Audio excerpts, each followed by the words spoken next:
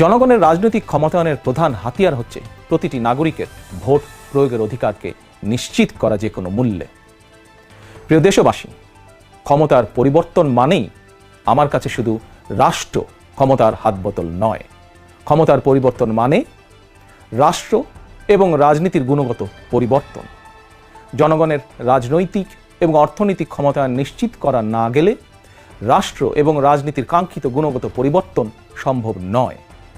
কাঙ্ক্ষিত রাষ্ট্র সংস্কারে জনগণের আকাঙ্ক্ষা নিশ্চিত করতে হলে অবশ্যই গণতান্ত্রিক বিধি ব্যবস্থাকে টেকসই করতে হলে জনগণের ভোটে জনগণের কাছে জবাবদিহিমূলক সরকার প্রতিষ্ঠা করতেই হবে।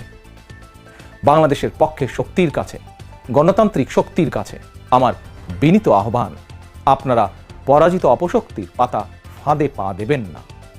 ছাত্র জনতার গণ অভ্যুত্থানকে চূড়ান্ত সফলতায় নিতে হলে কেউ